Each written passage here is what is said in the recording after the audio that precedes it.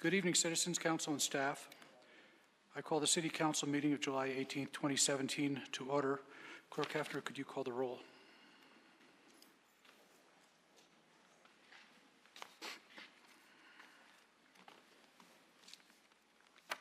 Mayor Beckman? Here. Mayor Pro Tem Brinkman? Councilmember Cernanek? Present. Councilmember Clark? Here. Councilmember Cull? Here. Councilmember Hopping? Councilmember Valdez? Present. Would you please join me in the Pledge of Allegiance? I pledge allegiance to the flag of the United States of America and to the republic for which stands one nation, under God, indivisible, with liberty and justice for all.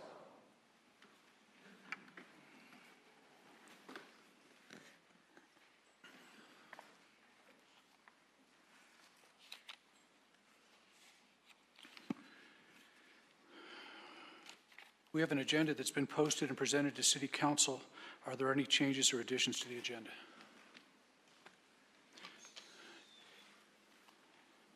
And one of the issues we have tonight, and I want to address it to the City Attorney, we have 5 members present, and we're going to be talking about a number of first reading and second reading ordinances.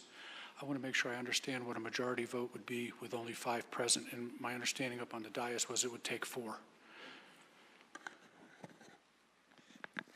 Mayor, the quorum of the council is 4. So with 5, it would take a majority of the council present unless it's an item that has a supermajority requirement or a requirement of the entire council. So generally, on items, it will be 3 votes to pass, unless it's one of those exceptions, either a supermajority, which I don't believe we have anything on the agenda that a supermajority is required, and then there's occasionally an item where it would take the entire council.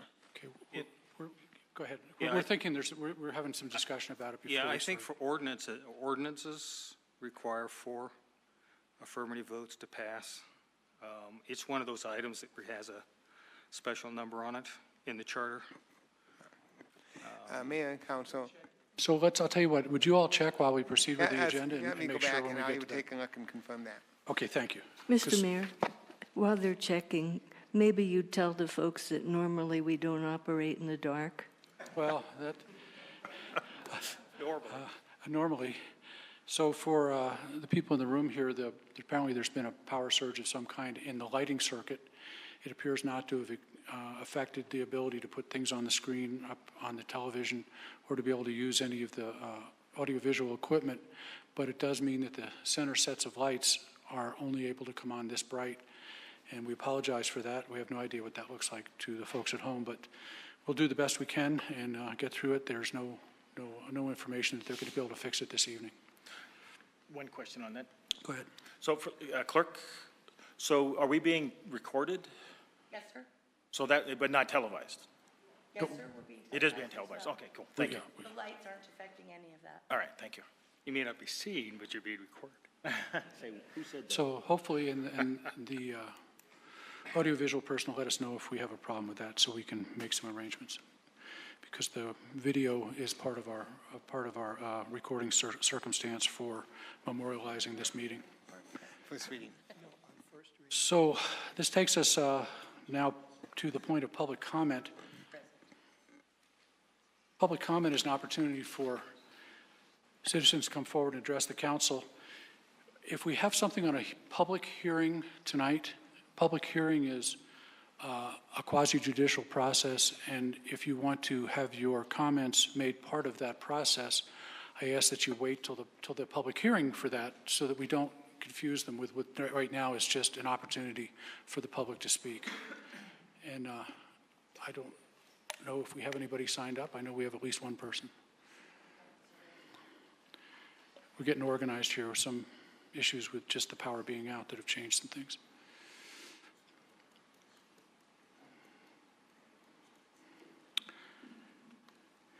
Thank you. So we ask that anybody who would like to speak sign up. If you fail to do so, I'll make sure you get an opportunity. This just helps us manage the meeting. We expect the comments to be civil. Disrespectful behavior will not be tolerated. There's a 3-minute time limit. And the first speaker today will be Lindsay Morey. Mayor, while she's coming up, we have the answer for you. Okay, the answer is? Mayor, Council, after going back and taking a review of the charter provides in Section 37 that it is on ordinances on first read, a majority of the body present is sufficient to pass an ordinance. So tonight, on any first read item, it will be 3 members of council sufficient to move it to second read. Now, the charter provides on second read, it would take a majority, the language uses a majority of the entire council. When a majority of the entire council is used, the courts construe that to mean a majority of the total number of members. That meaning 4 members will be necessary tonight to pass any ordinance that is on second read. Okay, and when we get to the second reading, we may see if there's something we want to table. We'll just have that discussion when we get there, because that may be an issue. On any of these, they can certainly be tabled, but it may be an issue for that one. Lindsay Maury. Lindsay, thank you for waiting. Absolutely. Hi, I'm Lindsay Maury here on behalf of the Highline Canal Conservancy, and I just have a quick comment to read. On behalf of the Highline Canal Conservancy, I'd like to thank the council members and Mayor Beckman of Littleton for your support of the Conservancy's long-range collaborative planning for the future of the Highline Canal. Together, we've made huge strides and accomplished so much this past year. A community-driven vision plan, a plan that sets the stage for all future protections and enhancements of the canal as a 71-mile natural, connected, and varied greenway, endorsement by 11 different jurisdictions of this plan, unprecedented community and citizen engagement, and now a membership program, Be a Highline Hero, if you've seen the signs, that will strengthen the passionate community of citizens who are dedicated to the future of the Highline Canal. All this forward momentum has harnessed not only public commitment and donations, but we've also seen many of the jurisdictions move forward with major enhancements and plans for future investments to this beloved community commons. Notably, we're thankful for Littleton and South Suburban Parks and Recreation's commitment to improving bridges and trail access along the Highline Canal. We are thrilled to have your continued assistance and endorsement as we move into the exciting next phase of planning. This phase will deeply engage with our government's park and trails plans and planners, and will result in a tangible implementation plan for the canal with corresponding guidelines for signage, landscape, and tree canopy care for all 71 miles. In addition, the Conservancy is already taking immediate steps to grow volunteer, community, and partnership involvement. With your support, we've been able to be proactive and ahead of the game, not allowing this transitioning infrastructure to fade away, get disconnected, or become obsolete. We look forward to working with each of you and Denver Water to set in place a long-term plan and devise implementation, funding, and management plans. Thank you for all of your support. I have copies of the Community Vision Plan, just a summary for City Council members. You could give those to the clerk. Thank you. And I also dropped off a couple of Be a Highline Hero yard signs and pamphlets at the front. Okay, Thank you so much. Thank you very much. Thank you, Lindsay. Next speaker is Pam Chadburn.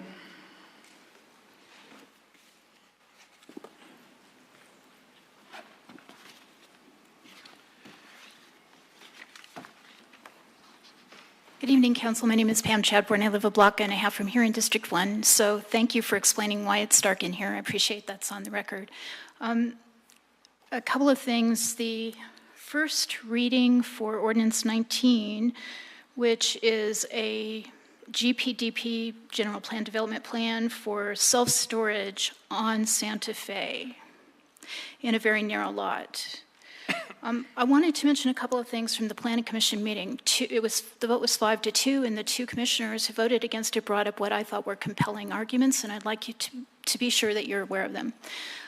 One mentioned that the South Platte Working Group and their work and documentation was not referenced at all in the staff report or the discussion or the presentation, and he felt that that was compelling and should be a driving factor in the decision about this property, yet it was not brought up or discussed.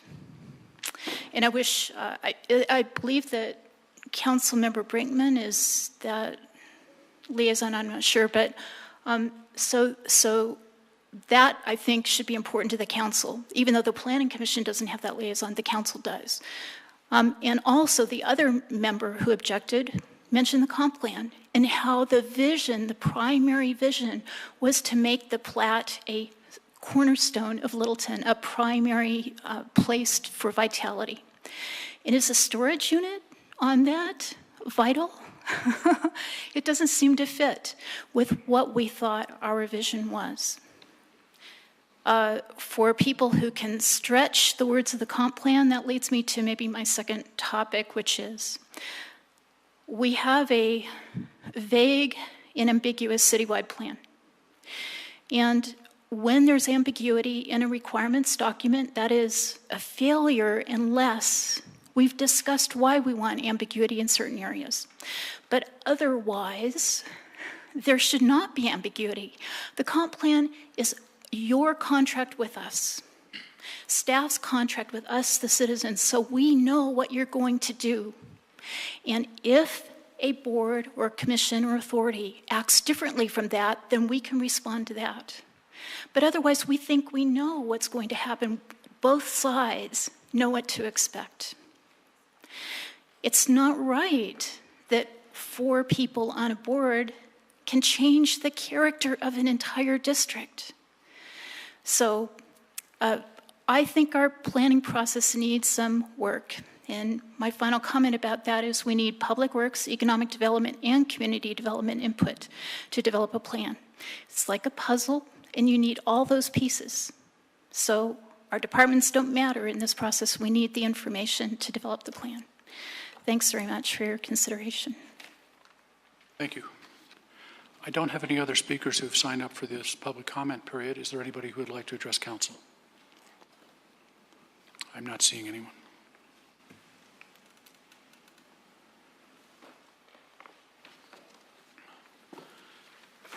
This brings us to agenda item 5, which are consent agenda items. Consent agenda items may be adopted by a single motion. All ordinances must be read by title prior to a vote on the motion. Any consent agenda item may be removed at the request of a council member. Item 5A is Resolution 29-2017. It's a resolution to approve a memorandum of understanding between the State of Colorado Governor's Office of Information Technology, Communication Services, and the City of Littleton for sharing communication resources. Item B is Resolution 26-2017. It's a resolution approving a police recruit training agreement with the City of Lakewood to use the Jefferson County Sheriff's Office and Lakewood Police Department's combined regional academy for recruit police officer training. Item C is Resolution 22-2017. It's a resolution to approve an intergovernmental agreement with Arapahoe County for participation in a consolidated computer-aided dispatch, CAD, system for the Littleton Police Department. Item D is Resolution 30-2017. It's a resolution approving an intergovernmental agreement with Arapahoe County concerning community service case management. Item E is ID 17-208. It's approval of the June 27th, 2017 regular meeting minutes. Mr. Chairman, I move approval of consent agenda items 5, A, B, C, D, and E. Second. We have a motion and a second. Are you ready? Who seconded that? Thank you. Jerry. Jerry did. Are we ready to vote?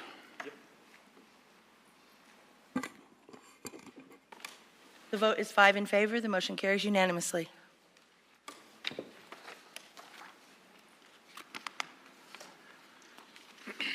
This brings us to agenda item 6, which are ordinances for first reading.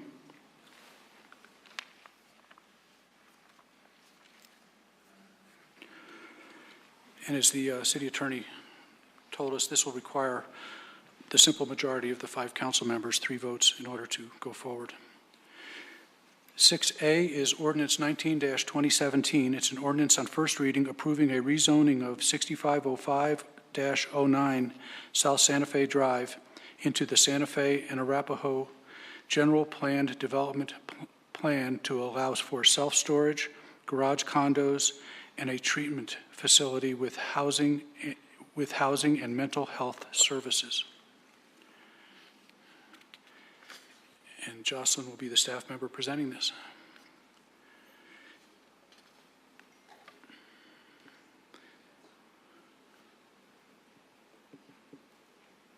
Good evening, Jocelyn. Good evening. Just a second here. Is it going to work is the question. Yay. There we go. Good evening, Council, and thank you. Yes, before you this evening is the first reading of a proposed GP, General Plan Development Plan, called Santa Fe and Arapahoe, located at 6505 through 6509 South Santa Fe Drive. The request is to rezone this property into the PDI district with the following uses: self-storage, garage condos, mental health with housing. The intent of the PD section of the zoning code is to create a plan that promotes the public health, safety, and welfare of the community by allowing more flexible development based on an integrated plan. And that is what is being presented to you this evening for first reading. This process requires 2 public hearings, so this is first reading before you this evening. The recommendation from Planning Commission on June 26th was a 5-2 vote in favor of a favorable recommendation. Next step would be plating, and then finally from that would be the site planning, process-wise. Generally, here's the location.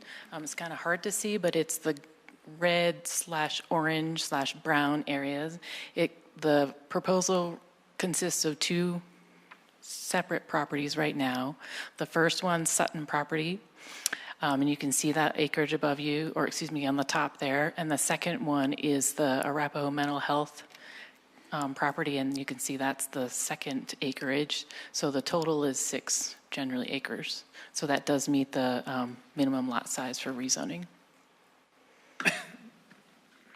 Here's a general plan of the illustrative idea that the developer has should the rezoning occur, and that would be to create self-storage use towards the Santa Fe side of the property and condos, garage condos towards the west end of the property. Here's an illustrative concept of what the elevation might look like. And then the second component is the Arapahoe Mental Health Center, and that would be no change to the existing facility as shown here. And here's a picture of that existing facility. So how do we get here? Part of the application this evening is taking a portion of the existing Riverbend Plaza GPDP, which consists of the mental health facility and then a city-owned property that is open space and is part of the Lee Gulch Overlook. So tonight's meeting does include another rezoning application on your agenda to rezone the remaining portion in that Riverbend Plaza GPDP, which is the city-owned portion of open space, into the open space zone district.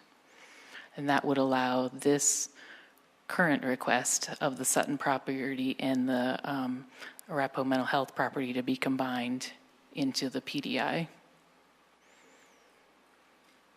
So as I mentioned, on June 26th, Planning Commission recommended approval of this on 5-2 vote, and staff recommends that you approve this ordinance 19-2017 on first reading and set the public hearing date for August 15th. And with that, I'll take any questions. Council, do we have questions for Director Mills? I do have one question. Help me understand the size of the lots and the concern that might generate. So we try not to zone under 4.1 something acres. It's actually 180 square feet, 180,000 square feet. But his land is only 4.06, which would put it just slightly below that 180,000 square foot limit. I'm wondering if everything we're doing here really is oriented toward giving the Sutton property an opportunity to be rezoned, and that Arapahoe Mental Health is going along with it, because I don't have any feeling for what Arapahoe Mental Health's concern was, because I don't think we had any documents to support that. other than a document from someone else saying that they had no problems with doing it. I can tell you what we've been provided. I can't speak for Arapahoe Mental Health per se, but combined, they do meet that minimum lot size. And I think the best thing to show you is this example. One of the things my understanding is that the mental health facility and property has right now is a challenge around parking and access. So by combining forces, they do anticipate in the future, this isn't part of the request this evening, but they do anticipate in the future, if you see that yellow highlighted area, to kind of redo and add more parking to their property, as well as create an access that works a little bit better than they currently have. But other than that, I can't speak to why, but they have agreed to join in the request. Okay, thank you. And I do have, Go ahead. yeah, hi, Jocelyn. I have a question regarding the report. Sure. On page 5, the second section, the AMHC property, and the first paragraph, toward the last sentence there, when it's talking there about the unobstructed view, so we're going from unobstructed to be only 30% unobstructed, is that correct? So the request in the original, yes, that went to Planning Commission, that was the request. If you go to the end of this report, where it talks about the conditions that Planning Commission did place on their recommendation, which will be incorporated into the document for second reading, the Planning Commission did request that the open space be 40%. So they added 10% to that request. So Planning Commission recommendation, or condition, if you will, would be to change that. So currently, yes, in the original proposal, it was a maximum of 30% of the open space in the new PD, and Planning Commission changed that as a condition to say it would be 40%. But in the existing situation that the AMHC is in, it is at 50%. That's correct. And also on that same sentence there, where it goes on to say the front building setback along Santa Fe will be increased from 40 to 80 feet. Why is that? Generally, they were wanting to make sure, so in our Santa Fe corridor plan, I can't remember, self-plat design guidelines, that document, it does recommend that everything along Santa Fe has a 100-foot setback from buildings and structures.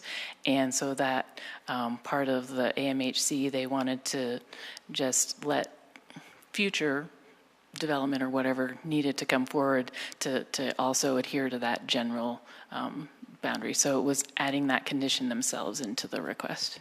Okay.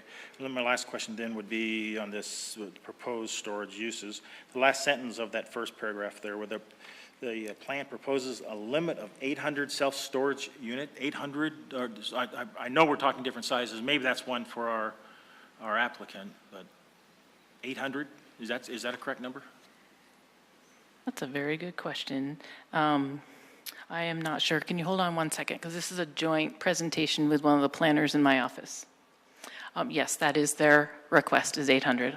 That is verified. So it would be a good question for the applicant. Okay, cool. Thank you very much.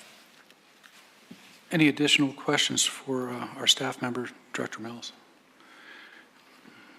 Go ahead. Yes, Director Mills. In this, and it could be in the package because it's very thick for us, on at least usual. What community input, or at least nearby neighbors, have been this referred to? Has the seminary had a chance to comment, or South Suburban, or the South Platte Working Group? So relative to, that's a very good question, and there's a few parts to that. As you know, the current code does require a 700-foot notice of the public hearing, so that was one of the requirements. The applicant can probably answer more to outreach that they've had specifically with their adjacent neighbors. Okay. I didn't necessarily see their comments. That's what I was... Yeah, the only thing I saw was that 10-foot setback. I'm sorry, if you go to page, the last thing that I also wanted to point out, on page 16 of the staff communication, they do indicate when they had a neighborhood outreach meeting, but you're right, it doesn't have any of the detail, but they did have one. Okay. Can we ask for that to be addressed at second reading, at least? Yes, yep. Any other questions from council for staff? I'm sorry, one more. I'm sorry. On page 16, since you brought that up, I had highlighted under Planning Commission recommendations, number 2. So they're going to, as far as they're excluding the restaurants and the wholesale uses. That's their recommendation, right? And what didn't it say? I can't remember. We have so many pages we read this time. It seemed like city staff said that they were going to recommend something. City staff themselves were going to recommend something different. Was that included? Yes. With your Well, difference? first, I appreciate the fact that you had to read a lot, so thank you for taking the time to read all of our documents. Nothing better to do, sit around Saturday night drinking wine, read. Appreciate that. Yes, to explain this, so that when the application was in front of the Planning Commission, the original application that the developer had brought forward was to include the uses of self-storage, garage condos, treatment facilities that had housing and mental health, and it also had restaurant and wholesale uses. That was the nature of the conversation at the Planning Commission, was around those uses, and they felt restaurant and wholesale really wasn't appropriate. So that's where this condition came in.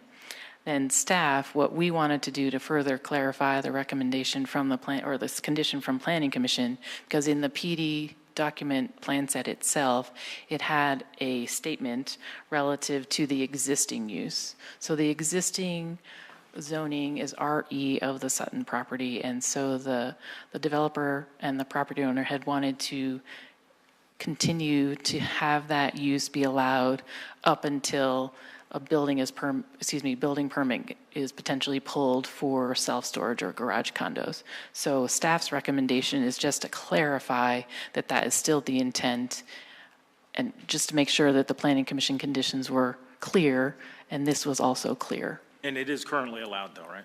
Correct. Okay, thank you. Just one other question can be addressed at second reading if we get that far, which is relative to security around the self-storage units. I mean, I've seen tasteful and not tasteful security fences around that. Would like the applicant to address what's going to be the look of that from the exterior, because this will be visible definitely from the river. Yep. Any other questions from staff? With that, can I get a motion? And we'll see if we need additional discussion. I move to approve an ordinance on first reading, approving a rezone of 6505 through 6509 South Santa Fe Drive into Santa Fe and Arapahoe General Plan Development Plan to allow for self-storage, garage condos, and a treatment facility with housing and mental health services. This is case number ADP 16-0003, and to set the public hearing for August 15th. Second. With a motion and a second, do we have discussion?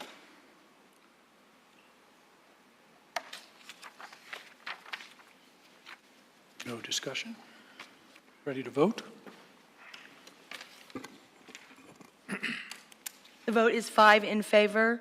The motion carries unanimously.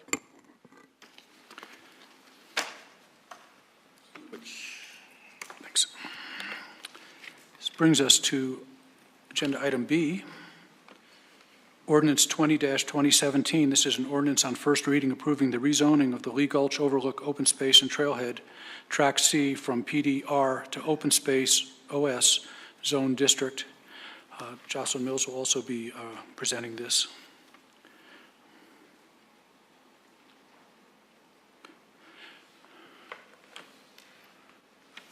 Director Mills, it's all yours. Thank you, Council, again. You may get tired of me by the time this meeting is over tonight. But yes, this ordinance is on first reading, approving a rezoning of the city-owned property, a portion of Lee Gulch open space, into the OS zone district. So Lee Gulch consists of 7 parcels, and this is one of those 7. This is currently in the Riverside Plaza GPDP, and the request is to rezone it to the open space zone district. Also, please note that in the city code, the one zone district that does not need to meet a minimum lot size requirement for rezoning is open space. This requires 2 public hearings, and tonight is the first reading. And Planning Commission, on a vote of 7-0, did have a favorable recommendation for this. Using a similar map that we had previously, you can see the green area here is the particular parcel. Oh, look at that. Nice. Is the parcel that we are talking about, but the red-brown outline shows you the entirety of the Lee Gulch open space area.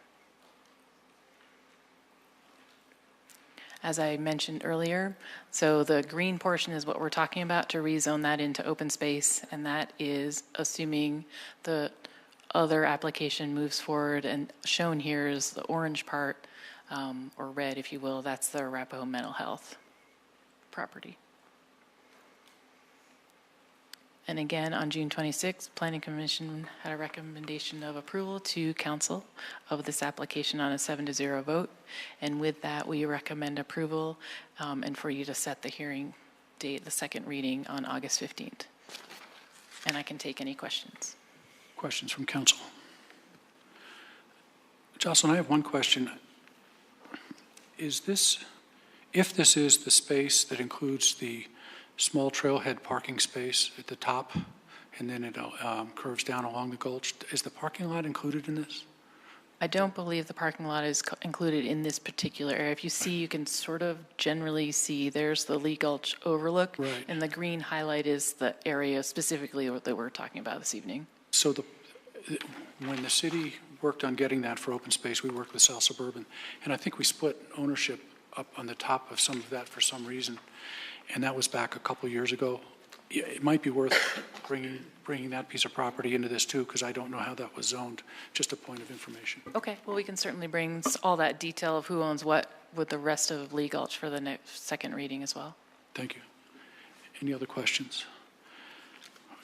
With no more questions, can I get a motion in a second? Mr. Chairman, I move to approve an ordinance on first reading approving the rezoning of the Lee Gulch Overlook Open Space and Trailhead Track C from PDR to Open Space Zone District and set the public hearing date for August 15, 2017. Second. We have a motion and a second. Is there additional discussion? Are we ready to vote?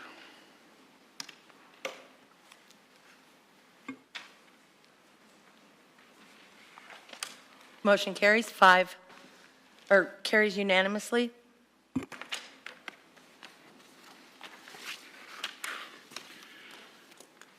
This brings us to agenda item 7. These are ordinances for second reading and public hearing. So just a little bit of process. Each of these that are coming up will have a public hearing as part of that process. So once we get the information out, we'll be asking for a public hearing. If this is where you would like to address one of these topics, there is a sign up in the back, and I appreciate it if you'd sign up because it helps us manage it, and then I can check off, et cetera, that people have addressed it. The other issue for this evening, because we have 5 members present, we will require a vote of 4 in order for something to pass. Just get confirmation again with the city attorney and the city manager. We're on track with that. So, of course, the alternative would be to table an item if we felt it needed all 7 votes. Any council member can bring forward that motion, and that would take a vote also. Can I? Go ahead. I would move right now to table 7A until after 7B. Am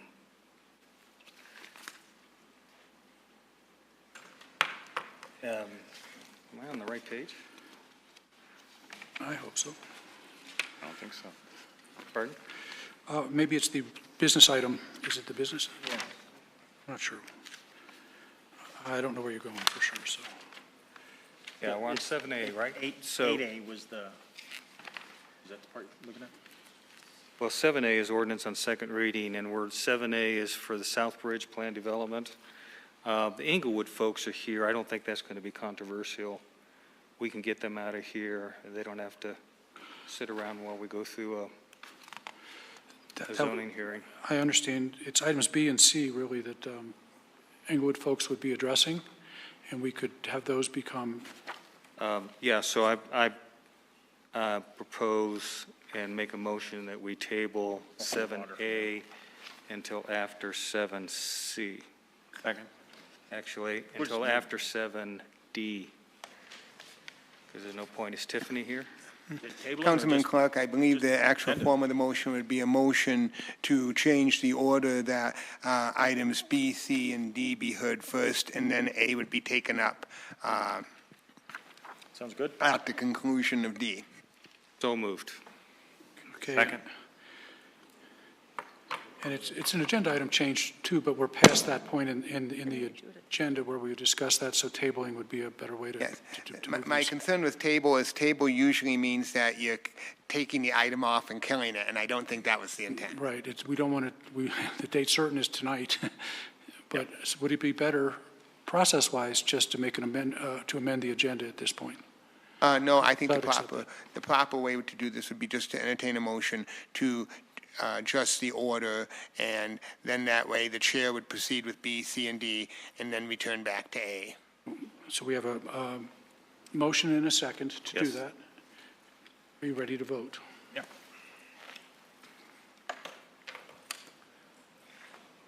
The vote is 5 in favor. The motion carries unanimously. We are just Oh, there you go. So, council, remind me to go back to A, so I don't drop it off here. Okay, this brings us to, still noted as agenda item B. It's ordinance 17-2017. It's an ordinance on second reading for an addendum to the wastewater connectors agreement addendum and sewer service agreement addendum with Ken Carl Ranch Water and Sanitation District. And council, we've had some discussions and study sessions regarding this, but we do have Tim Grossback here to make a presentation from the wastewater treatment plant. Thank you, Mayor. Thank you, council members. I am Tim Grossbach with the Littleton Inglewood Wastewater Treatment Plant Industrial Pretreatment Division, presenting for second reading an addendum to the Connectors Agreement and interpretive memorandum for Ken Carroll Ranch Water and Sanitation District. This was presented in first reading June 27th. Would the council would the council prefer that I bring up the presentation as presented in first reading? You know, I think if you want to just highlight some of the high points of that, because you went into great detail in the first reading. Unless I think we have it memorized, actually. Yeah, we're pretty sure we know why we did this and the requirement for the memorandum, et cetera, but if you could just summarize it real quickly so that the people in the audience and others will know what we're voting on tonight. Sure. There are 8 connecting sanitation districts that use the Littleton Interceptor for wastewater transmission to the wastewater treatment plant. All 8 of the sanitation districts, starting in the 1980s, entered into connectors agreements with the city of Littleton and the wastewater treatment plant. Those connectors agreements basically stated that the treatment plant would treat the waste, the sanitation districts would maintain the lines.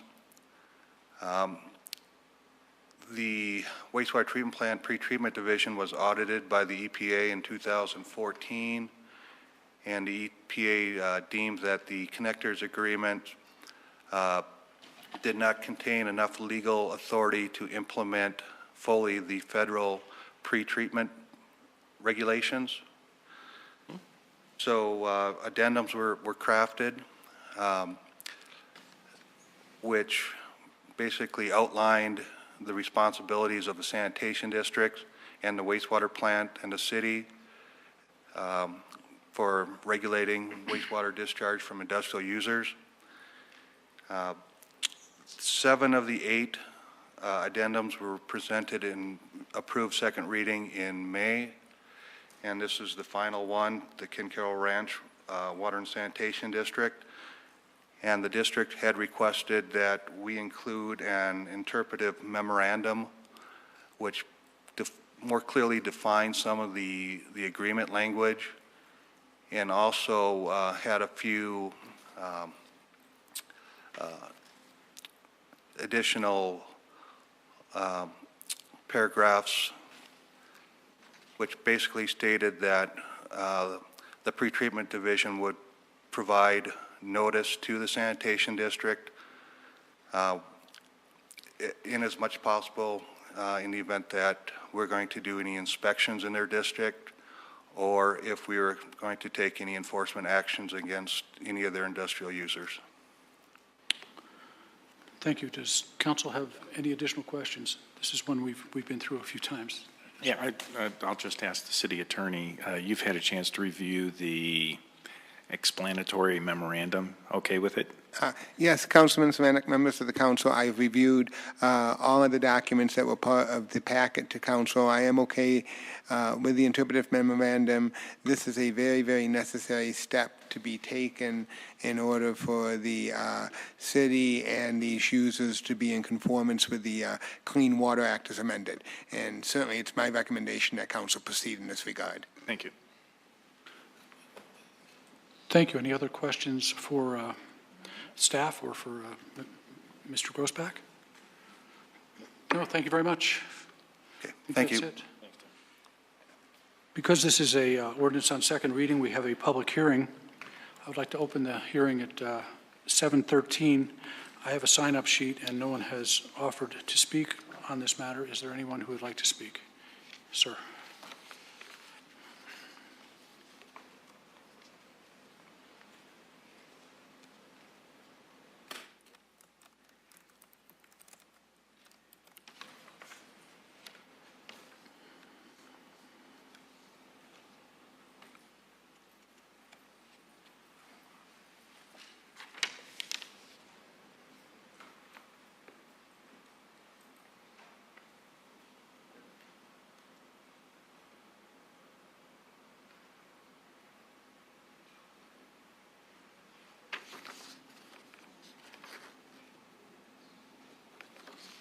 Oh, I'm sorry. Mr. Mayor, if I may, John Bridges is actually going to be presenting the next item. So Okay, we're so going to have John's set up and we'll wait for the next time. We have to have the public hearing and let public comment, Okay. if there is any on this particular issue. Then the council votes, of course, then followed by Mr. Bridges' presentation. He's pretty excited about the code revisions here. Okay. So I don't have anybody to speak, and that allows me to close the public hearing at 7:14.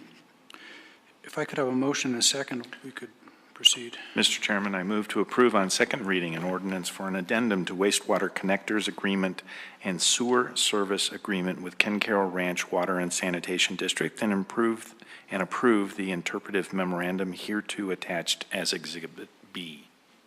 I think you got the wrong one. Nope, that's No? it. That's That's it for good. B. right.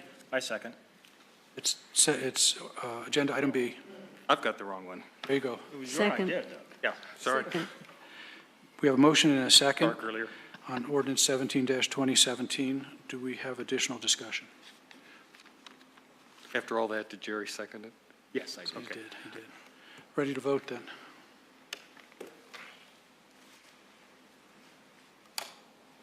The vote is 5 in favor. The motion carries unanimously. This brings us to agenda item C, which is the one that's part of this whole discussion this evening. This will also be a public hearing, and we have talked about this at study session previously. This will be agenda item C, ordinance 05-2017, an ordinance on second reading for industrial wastewater pretreatment code revisions. And John's going to present that. Good evening. I'm Jonathan Bridges, Industrial Pretreatment Administrator at the Littleton Englewood Wastewater Treatment Plant Pretreatment Division. The revisions that we're talking about tonight were presented to Council in a study session in March, went to first reading in April, and then had to be public noticed by EPA. They were provided to EPA the following week after the first reading. EPA published those on May 5th. And on June 12th, we received a letter from EPA saying that proposed major modification of the program was acceptable. The revisions were required based on the EPA audit. We also had some recommendations that EPA had to incorporate certain elements into our program, pre-treatment staff recommendations, then we had some recovery of costs that we added in at the same time.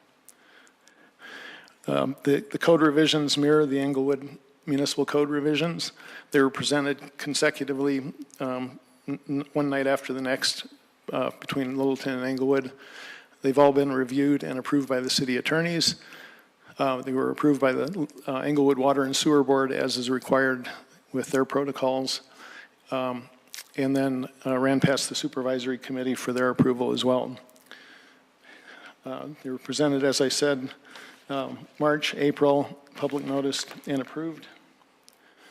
The benefits of accepting this on second reading include compliance with EPA requirements. We really don't have a choice. We have to do this.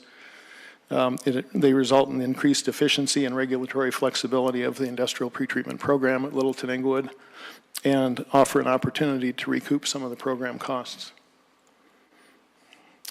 And that's, unless you'd like a little further background on the municipal code revisions themselves, I wasn't sure how much you'd like since it's been so long. John, they gave us about 8 things to look at attached to this file, and that was part of it. So we've had the opportunity to look at those. But Council, do you have any questions? No questions. I think that's it. Thank you, sir. Thank you very much. Okay, this is a requirement for a public hearing. It's an ordinance on second reading. I'd like to open the public hearing at 7:18. I have a sign-up list that has no one who would like to speak to this issue. Is there anyone who would like to speak to this?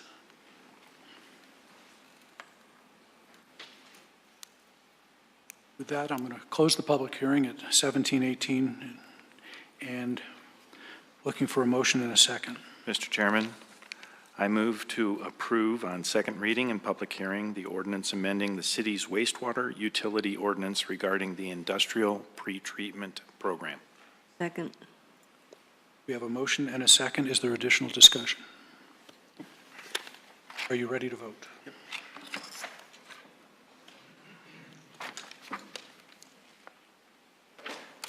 The vote is 5 in favor. The motion carries unanimously. You can stay and watch the rezone if you really want to. Okay, this brings us to agenda item D, which is ordinance 18-2017.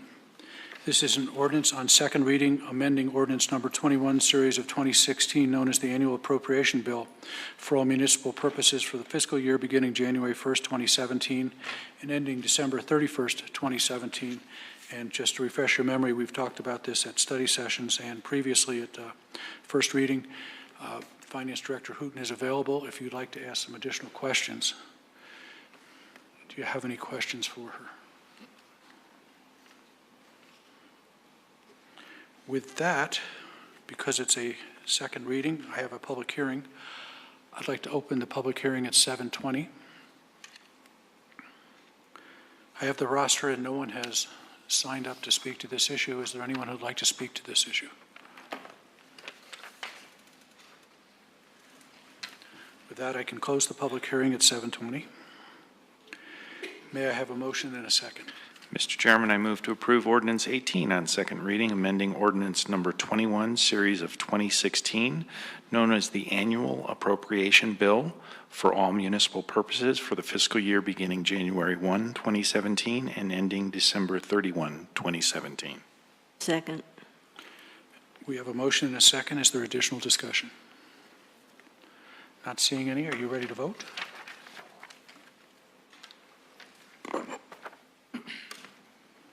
The vote is 5 in favor. The motion carries unanimously.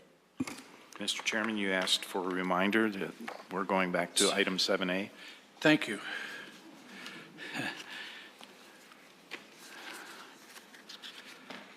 Okay, this brings us to agenda item 7A. This is an ordinance on second reading approving Southbridge Planned Development, Fourth Amendment of Area K to add assisted living, nursing home, memory care, and associated accessory uses to a portion of Area K of the Southbridge Planned Development. It's case number APD 16-0003. Mr. Mayor, Yes. before we start, can we ask the proponent if he wants to continue tonight or if he would prefer to postpone this to a date where there will be more council members? Absolutely. Yes, sir, I've got, I've been receiving instructions from all areas, so I've got a plan. Would you coordinate that Yes, sir. and tell us the plan? Oh, okay. Yes, I will tell you what the plan is. Well, what I think the plan is at this moment. This is Carol Kuhn, representing Planning Department. The item before you this evening is a reading on second ordinance approving Southbridge Plan Development, Fourth Amendment of Area K to add assisted living, nursing home, memory care, and associated uses to a portion of Area K of the Southbridge Plan Development. Case number APD 16-0003. The applicant's legal representative, Jessica Eliza Day, would like to approach council and ask a question. We do have a number of public here for this project, and we would like to allow an opportunity for one of two options, but Jessica would like to discuss that with you, but I'll just lay it out.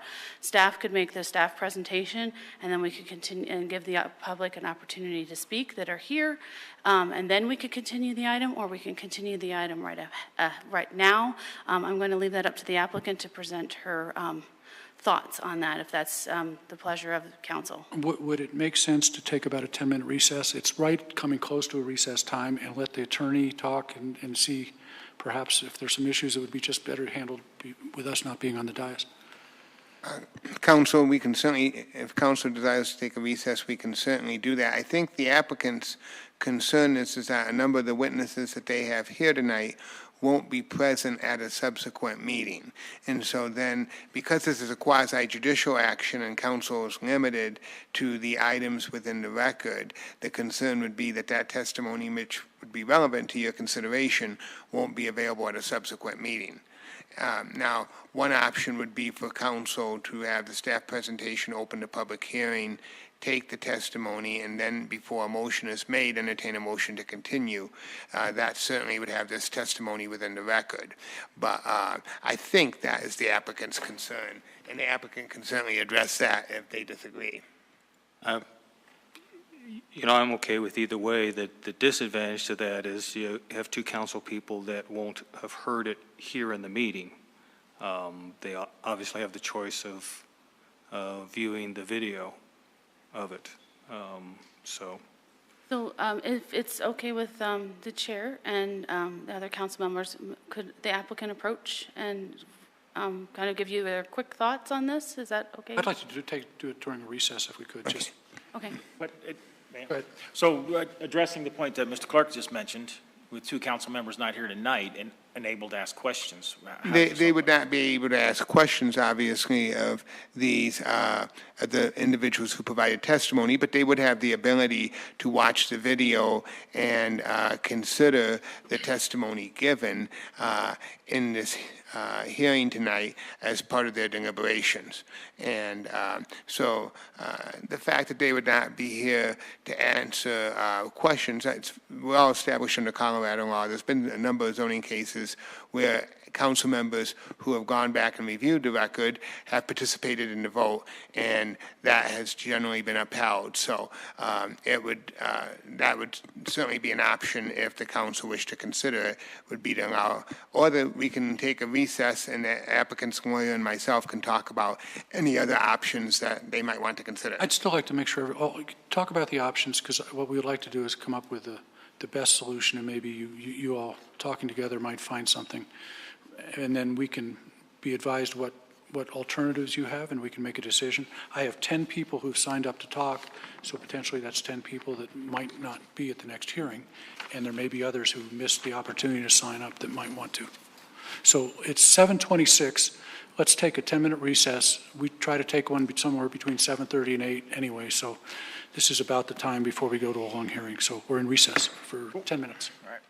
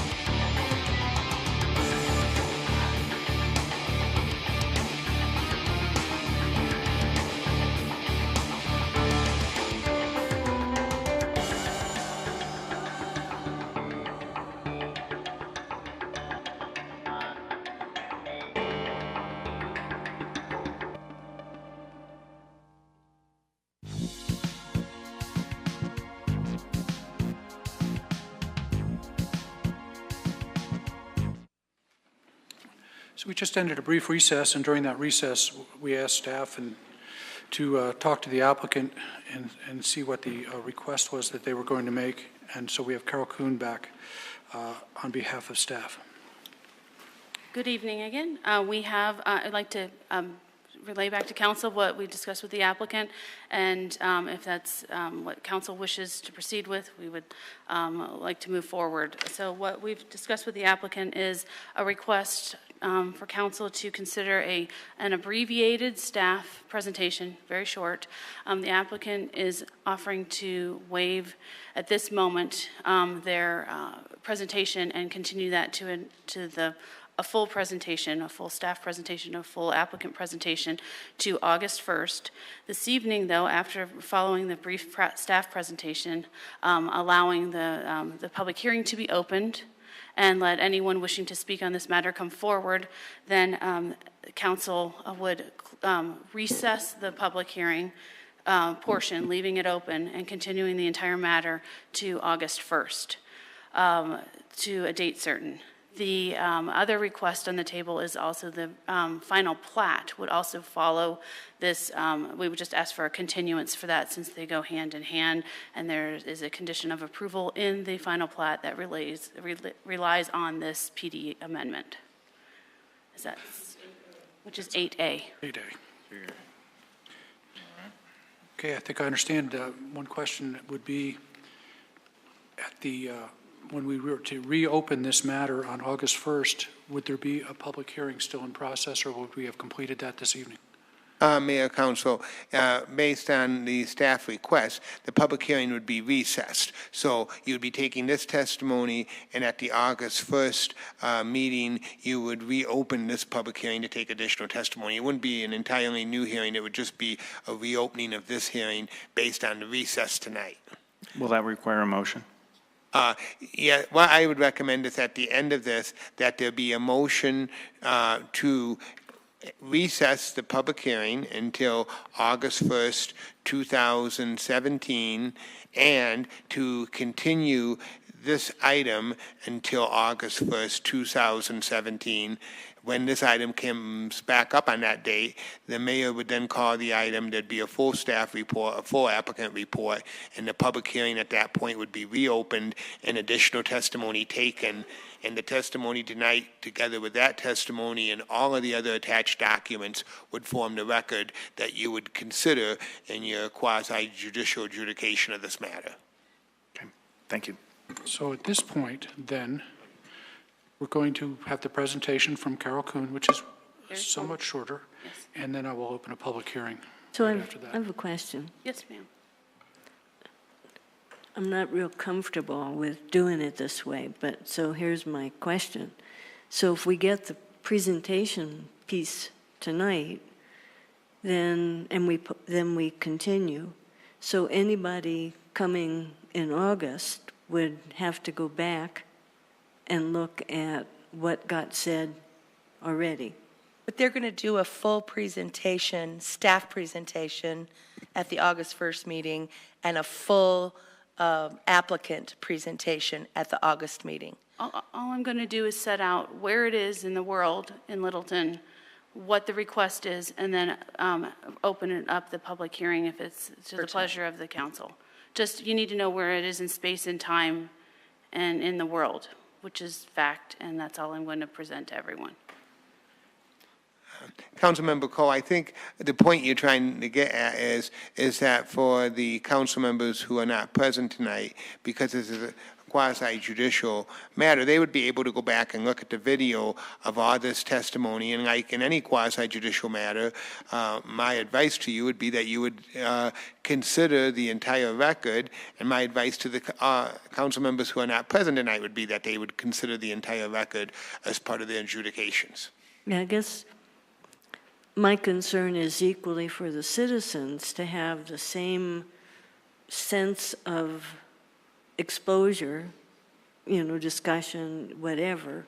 So I'm not exactly sure why, maybe I agreed, to do this part now, then we continue, because it seems to me not only the missing council people tonight, but citizens are going to be discombobulated. Well, there wouldn't be any council discussion, there wouldn't be any staff discussion other than, this is the request, this is where it's located, and it's at the blah, blah, blah corner of blah, blah, blah, and just lay it out, and then open it up for the public hearing. So And there's nothing Councilmember really to Cole. consider. I think the concern here is that a number of the citizens present tonight for this public hearing are not going to be available to testify if this matter was continued, and therefore council would lose that testimony as part of the record. So this is an attempt to really accommodate, making sure that council has all of the relevant information for them to consider as part of the record. So at least in that regard, because I often advise citizens of this, if they cannot be here, to email their views so that they can become part of the public record for that meeting. So that's really important for anybody here or at home, whatever, And to yes, be ma'am. doing that. Right, and so by leaving the public hearing open and not closing it and continuing and recessing it until August 1st, we can still gather all that testimony. Anybody who wants to email anything in is still welcome to do so. Okay. For the attorney. So any citizen, if they choose to speak tonight, are they going to be allowed to speak again the next time? Councilman Valdez, members of the council, yes. We go by Valdez. I mean, you'd be able to, in essence, the fact that you give testimony tonight does not foreclose that you could give testimony again at the reopened public hearing. From the same individual? On the same item, it'd be on the same item, so it would not foreclose. What normally in most jurisdictions is done is everyone gets their first shot, and then if it's certainly within the power of the chair to then say, okay, you want to testify further, so be it. But normally, the intent would be that one would go through and give everyone one opportunity to testify, and then if somebody was here who had additional relevant information, they could certainly add that into the record. Okay, thank you. So they will have an opportunity to speak twice? Yeah, so they certainly had more relevant information. I think that's going to be left up to the council. I don't think you get to, the council certainly can say you don't get to come in and repeat the same thing you said 2 weeks earlier. Okay, thank you very much. So, and I know you were not our attorney in the past, but when about 6 years ago, a major issue came before council that took forever. People didn't get to speak both times. If they spoke at one, they didn't get to speak at the continued one. That's entirely up to council if you wish to set that. Councilmember Cole, members of the council, that really would be up to the chair. I think the chair, if you had a public hearing where you had a huge number of witnesses, the chair would have the authority to say, in order to make sure all of the witnesses had an opportunity to testify, we're going to limit testimony to one opportunity. If the chair felt that there was sufficient time for the council to allow for a person to come back and testify in addition, that I think would be within the chair's authority to do. And so I think it really, certainly the intent is going to be that people get one bite at the apple, so to speak, and then it would be up to the chair to determine if there should be any further testimony, and that would be within the power of the chair of the meeting to do. I've got to say, at this point, I regret ever suggesting this. My viewpoint is I don't want to split up the public hearing. I'm not sure what people are going to tell us before they've heard the presentation and before they've heard the staff presentation and before they've heard the questions from the council. And then we get in the issue of whether we're going to let them speak the first time or the second time. Plus, I'm having a hard time understanding how it is that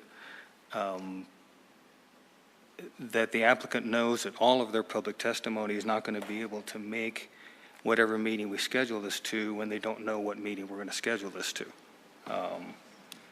Because the idea of none of them can make it no matter what date you pick is a little hard to believe. actually. Mayor, Council, just so you're aware, I've just been advised by the attorney for the applicant that the applicant would be prepared to support a staff request to continue the entire proceeding to the August first meeting, if certainly if council would be more comfortable with that. And the staff, on behalf of the staff, I would certainly be prepared to make that request, that this whole matter be continued to the August 1st meeting. So, Okay, I move that we postpone item, So may I, Councilmember Clark, could you please do both the 8A and, which is the final plat, and this one? sure. just 8A. And continue it to a date certain? August Yeah, 1st. I'll tell you what, I'll do one, and then I'll make the motion for Okay, the second. thank you, sir. Just because Thank it's you. going to be easier. I move that we postpone to August 1st ordinance 162017. Second. We have a motion and a second. Is there additional discussion?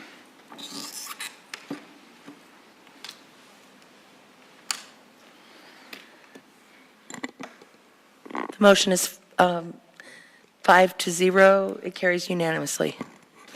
Okay, so, Okay, then so we have 7A now tabled to the date certain, August 1st. The companion piece was 8A. Do you have a motion? It's 8A. Move that we postpone to August 1st, Resolution 28-2017. Second. We have a motion and a second. Man, I stayed up late to read Additional all this discussion? stuff, too, man. Additional discussion, ready to vote?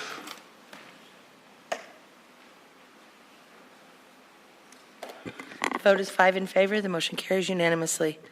Okay, that, Before, I'm sorry, who seconded I did. 7? You did? Thank you. Both of them. So before, Not that one, the one before. I did. Okay, thank you. Just wanted to be Before sure. people maybe leave and people at home,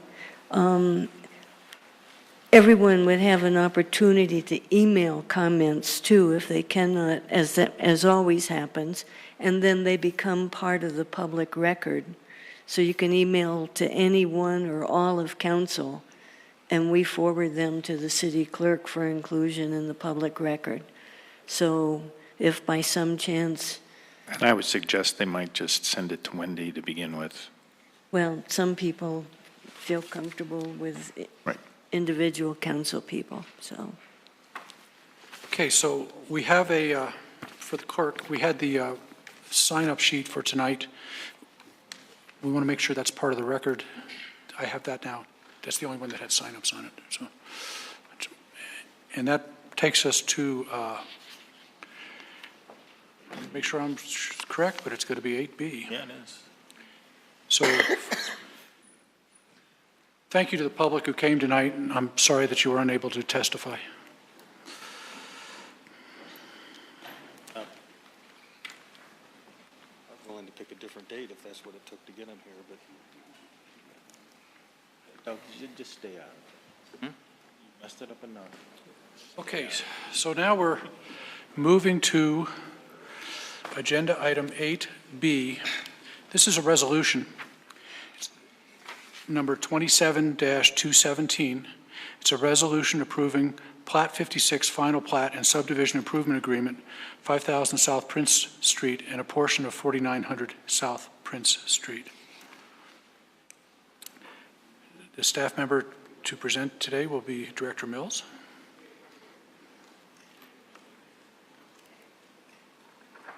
Thank you. Thanks. Thank you very much. That way you came to the meeting to hand this out? Is that where you heard tonight, just to hand out one thing? No. Thank you. Thank you, Andrea. Is this different? Good evening, council. Yes, I'll explain that in a second here, Jerry. This evening before you is a final plat request for property at 4,900 and 5,000 Prince Street. The project name is Plat 56.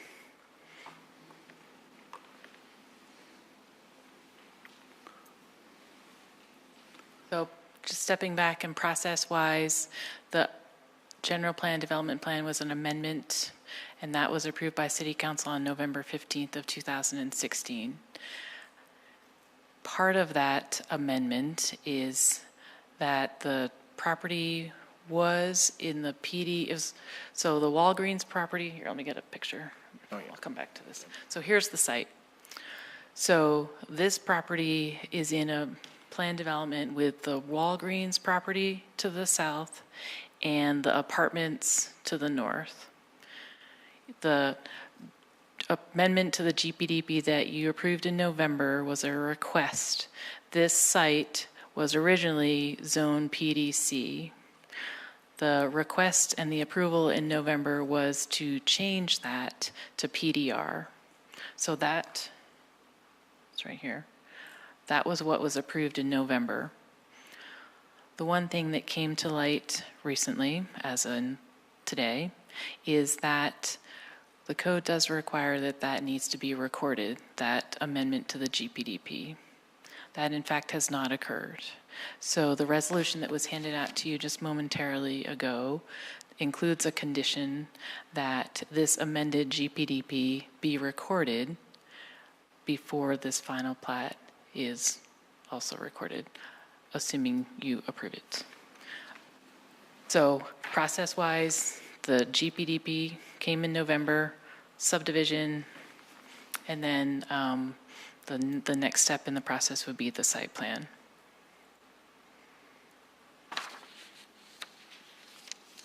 So the specific request is to replat a portion of Tract B and D, Block 1, as well as all of Tract B, D, Block 2, Riverside subdivision into 56 lots and 3 tracts.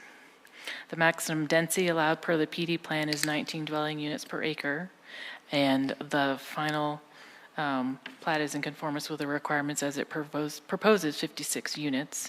The required open space is 25%. And Tract A provides the street access and open space, and the actual, what they're bringing forward is 29% open space. At the time that the amended Riverside GPDP was approved, the city found that the proposed development complied with the comprehensive plan. So the intent of subdivision regulations sets forward how you review final plats. First step is preliminary plat is the first review, and this is a major subdivision, so preliminary plat goes to Planning Commission for review and approval, and City Council has authority over the final plats. And if the directors of community development and public works certify that the final plat is in compliance and with approved preliminary plat, accepted engineering principles, and the ordinance of the city code, and the plat is approved to form by the city attorney, then the plat is submitted to council for final approval. Again, here's the location. The site is listed site on the map. Here is an illustrative plan. So as part of the GPDP, this is an illustrative plan giving you a general concept of what would be developed on the property. The building lots within the subdivision are oriented so that the townhome units will front Prince Street and onto the Mary Carter Greenway, and then there's a few in the center of the property. And Walgreens is to the south on there, right? To the And bottom. Walgreens in this picture would be to the, Right. well, I guess this side, your left. Yeah, gosh, I should know that. You I'm a say my skier left. for Pete's You sake. said my left, right? Skiers, right, left, yeah. Yes, your left. So, final plat. Here's a picture of the general layout. The lots are configured into townhome units. Some will face Prince Street, which in this particular picture would be to the south, to the bottom of your screen, and the rivers at the top, if you will. Vehicle access to all the lots is from Tract A, which includes the driveways, parking, and open space. And each of the 56 building lots will include one townhome dwelling unit. This next exhibit is a picture of the open space, which was also included in your packet. In Tract A, which will be under control of the homeowner association, will have approximately 29,000 square feet of open space. Additional open space is provided on the private lots. And so combined, the total unobstructed open space is 29% of the overall property, and the amendment, the GPDP requires 25%. Sorry, say that again. The So, general plan requires 25, correct, yes, yep. and Tract A is, I don't have my calculator with me, Approximately 29,000 square feet of open space. and And then the open space that's provided on the private lots, so what percentage is Tract A open space of the total? that's a good question. Hold on, I think it's in the staff communication. One day I don't bring my calculator.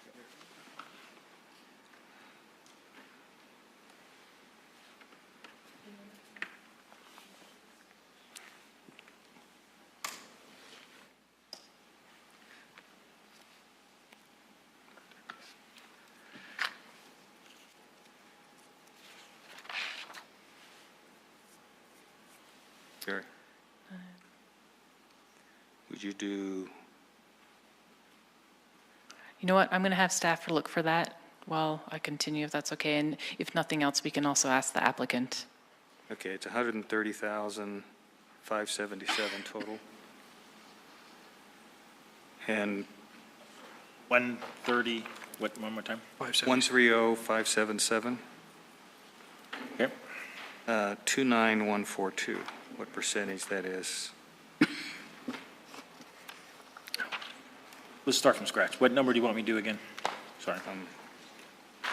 130, 130,577 okay? and Divided by 29142. 142. About a 4? No, hang on. So I did find in the open space exhibit, it's really hard to read on this. Is it 22%? Is that? So 22%, Tract A, yes, does say that it's 22% of the overall unobstructed open space included in Tract A. And then when you add that to the unobstructed open space provided on the private lots, which is 6.6%, that's where we came up with the 29%. And they're required to have 25? Correct. Okay. All right, thank you. Good question. Thank you, Jerry. Let me clarify what I just heard. We have two tracks, and I'm not sure I could not identify them on any of the documents that we had for sure, so I may have missed it, but, so I'm not sure which units and which space is in what tract, but 22% in one and 29% in another may not be 25% of the total. So are we doing it by tract or by total? It's by total. Okay. The requirement is by total. Okay. And you are correct. On Tract A includes the driveway and the open space. So what this illustration is attempting to show you is within Tract A, what is the open space, the unobstructed open space, the common area, if you will, and that's the light green color on this diagram. The gray is the parking areas and drive areas.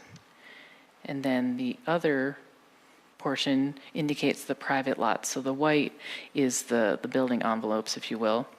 And the dark green then is that private unobstructed open space the open space on the private lots. So why would a parking lot or a driveway be included? Oftentimes they have vehicles parked on them, that's what they're there for, so they're not an obstructed view. They're parking So lots. the parking lot's not counted towards the open space. Okay, It's in Tract A, but it's not part of the open space Right. calculation. okay, thank you. And thank you for doing this. I'm sorry I couldn't read it Yeah, I agree. It's hard to, yeah. This is exactly Yeah, this is really hard to read, so, what we need. okay. Additional questions of, Jocelyn, continue on, please. Okay, thank you.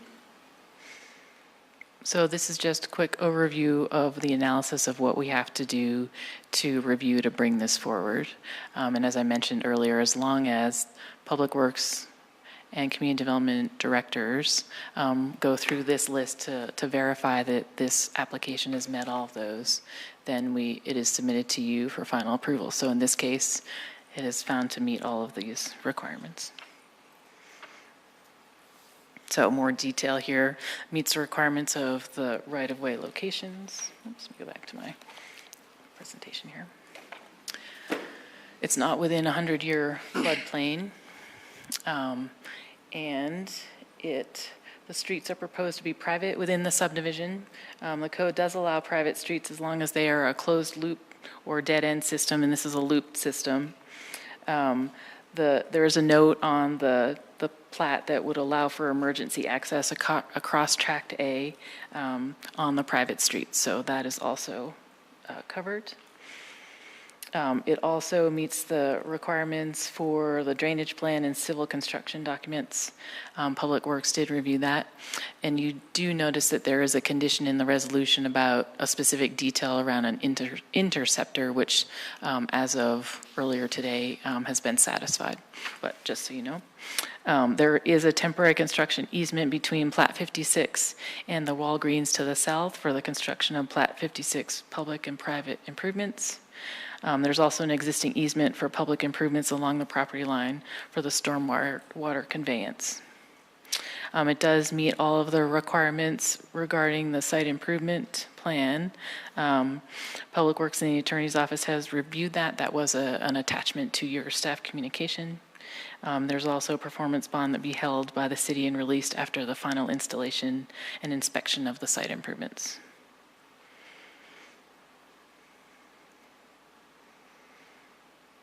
And again, it does comply with the amended Riverside GPDP plan, with the city comprehensive plan, and we did receive comments from Arapahoe County, Denver Water, and Excel, and they stated they had no concerns, and staff did receive will serve letters from Excel and Denver Water. So we do recommend approval of this, and the application does conform to all of the required standards. And with the two conditions that I mentioned earlier, that the details of the storm drainage and sanitary inceptor be submitted, which actually happened. And then the second one, that the Riverside General Plan Development Plan that was approved in November is recorded prior to the recordation of this final plat. And with that, I'll take any questions. Questions from staff? Yeah, I have just a couple. I've got some concerns, and the concerns are because if there's any community character issue that I think has to be considered, it's alongside the river. I mean, it's right alongside the river. It's right alongside the Mary Carter Greenway that we've spent millions of dollars, millions and millions of dollars between Denver and C-470. And I'm not aware of anything that's going to be as close to the river as this is. So it's clearly out of character for what we've tried to do with the Mary Carter Greenway. And I'm concerned that usually open space is used along the right-of-way, if appropriate, but I don't see that it was used along the right-of-way of the river at all. In fact, the minimum was applied there. So I'm looking at something extremely close to a path that thousands and thousands and thousands of bicycle riders and walkers go along, particularly the crusher fine, which is there for people who walk rather than get in the bicycle trail. So what consideration was given by anyone in the planning to what the shade will do to this area? We're talking buildings that I don't remember the height, but I'm sure 30 feet is somewhere in the neighborhood of them. And when you have a southern low sun going east to west in the winter, I see a tremendous shade issue developing there. And it's the only place that it's going to exist to my knowledge, at least from Englewood and Hamden all the way south to 470, unless you go under a tunnel. and I'm very concerned about public safety.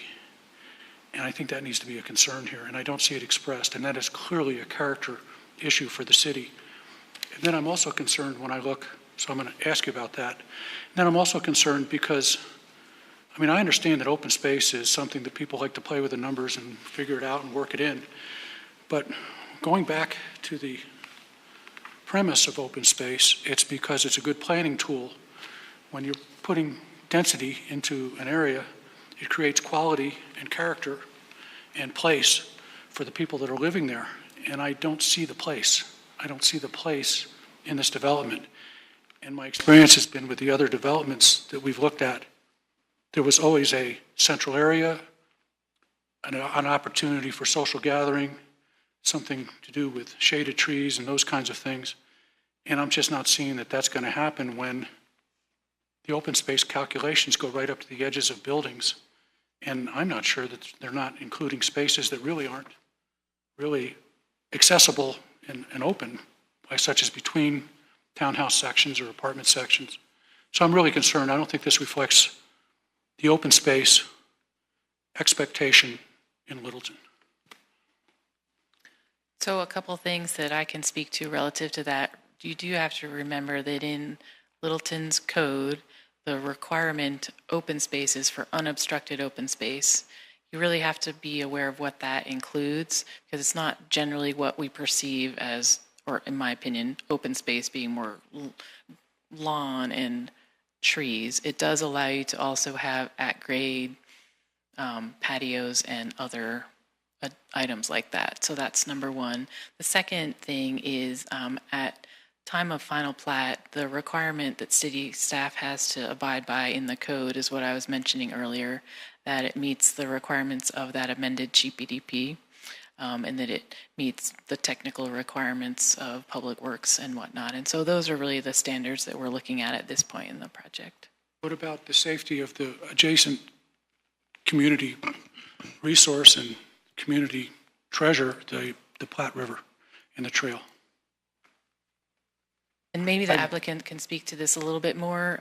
Like I said, I'm helping out with staff and filling this in. We did have, I do remember at Planning Commission and maybe even at Council, and I'm sorry, I'm not exactly recalling when that GPDP was in front of you, a lot of discussion, and the applicant did, about the connection from the property to the regional asset of the trail system. Okay, let me turn your attention to the dark greens. The dark green is included in the calculation for open space.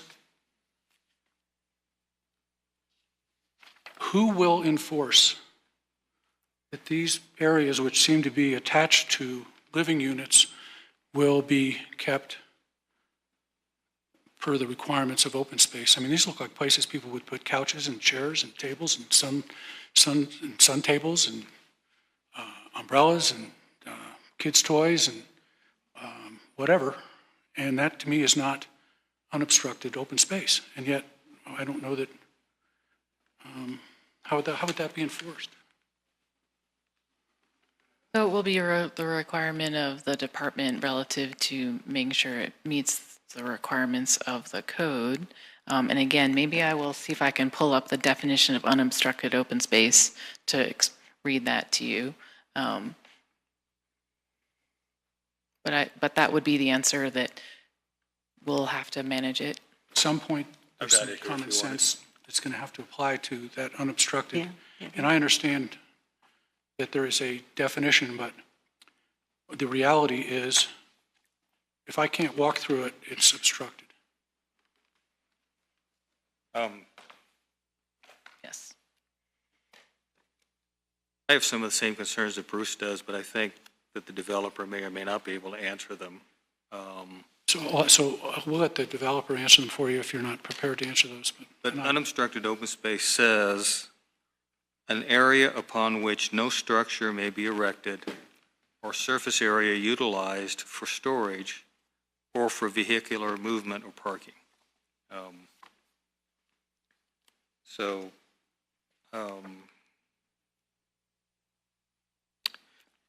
Let's hear the presentation, and then we can hear. I'm assuming the developer has a presentation, or maybe that's, does he? No, I'm comfortable to, unless council has further questions of Director Mills, we could get a motion in a second. Proceed. Phil. Yes. Director Mills, my understanding is that the structures themselves, at least according to some of the drawings provided in the applicant's material, has a, looks to be a sidewalk to the east of the buildings between what would be where the buildings are and any of the Mary Carter Greenway Trail, whether the crusher fines or the paved component, correct? And so what's the distance then from that sidewalk to the crusher fine trail that would come up first? Do you know?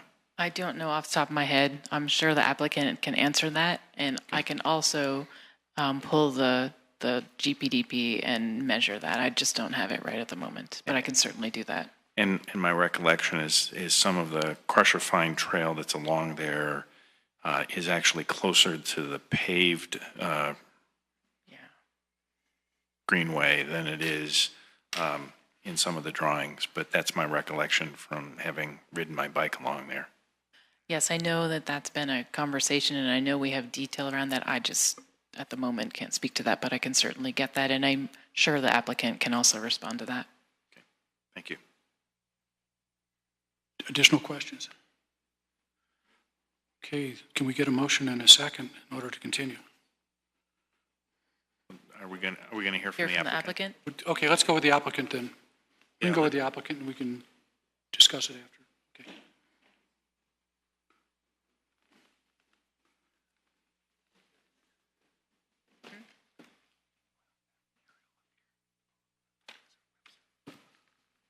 Hi, Jeremy Records with Central Development. Good to see you all again.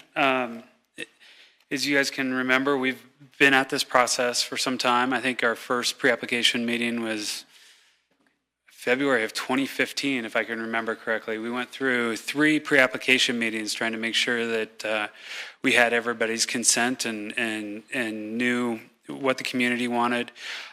We've gone through multiple community engagement programs, being with multiple civic groups. Also had a District 1 neighborhood meeting on site, showing plans and answering questions. We've been very involved with the neighbors, both our neighbors to the south, which is not Walgreens leases that, but there is a gentleman that owns that space that's not Walgreens. Walgreens is a tenant. We have both Walgreens approval and the owner of their space's approval, or acceptance. The neighbor to the north, the apartment building, we have their approval, and we have exchanged some land in the process, cleaning things up from the previous plat. Some of their parking lot was on our land. We've agreed to give that to them. We also controlled their only entrance. We've agreed to give that to them. We've also been with the Colorado Water Conservation and the South Suburban Trail System and have letters of support from them with both our development and our connectivity. We've agreed to keep it as not a trailhead, but as a residential connector so that we can help bring additional people to the trail and help engage the trail. We've worked with the city over the last couple of years, both in the introductory phases and getting the zoning redone, the PUD, which set up setbacks, set up height requirements, which we reduced at the city's request, and had other requirements. We also have worked through some of the civil documents, which is what you're here to vote on tonight, is the plat. We've given additional easements to the city. We've gotten additional easements from our neighbors. That is what we're voting on tonight, is the final plat, which we have made a number of concessions on based on what our initial goal was on this project. We're here for the final plat, and then we get the SDP after that. So we're in the process of finalizing the whole project. We did take it upon ourselves to initiate reservation agreements because we've had so much activity on this project. We allowed 10 of the units to be reserved up front so that people could lock in their prices. And I'm happy to report that these are your citizens. These are people in Littleton, in Centennial, your neighboring communities, Highlands Ranch. 9 of the units were under reservation in the first 3 days. So there is demand for this product, and this demand is not from out-of-state people. It's not from people in downtown Denver. It's demand from your citizens. To address your issues or questions, we do have the South Suburban support from the Mary Carter Greenway. We do have the Colorado Water Conservation support. To answer your questions on the shading, I can tell you firsthand from being out there, and we have exhibits that shade is a big deal. I'm a Colorado developer. I don't develop in Arizona or California or Texas. Shade is always at the forefront of my mentality. And I can tell you that has not ever once come up as a concern of mine. From being out there, the hundreds and hundreds of times I've been out there and walking that site and knowing the distances and having the exhibits we have, the trail will see absolutely zero shade. The Crusher Fines Trail will see absolutely zero shade. South Suburban is not concerned. The Colorado Water Conservation Board is not concerned. That is a non-issue. As far as open space, we're not trying to pull one over on you guys. We've got Otten Johnson as our attorney. We're dotting the I's and crossing the T's. We got approved for 25% open space, which happens to be, if we were our basic zoning, that is what the city requires. I mean, you guys set the rules. We're not trying to change the rules. We're just trying to abide by them. So the open space rules were set by the city. We did a PUD, and we agreed to the 25% open space that would be required by a straight zoned site. So if we didn't have a PUD and we didn't have to be up here at all talking about this, our requirement would be 25%. We're at 29%. We're not asking for any favors here. We're just trying to get through the system. Finally, the Second Amendment, we already, I think, agreed that the first requirement for the amendment has been met, so we're fine agreeing to that because we're all in agreement. The Second Amendment, we're not looking for a half approval here. We didn't want to get it rezoned and then not be able to do what the market wants, what we want, what the neighborhood wants, what our neighbors want. We want to do the project as shown to you 2 years ago in the first pre-application. We don't want it to get sliced and diced into something that is different than what everybody that's on board, all the stakeholders that are on board, have agreed to. So we are in agreement with Amendment 2. We do not want to record the rezone and the PDP until we have this full project approved. So with that, I open up to any questions.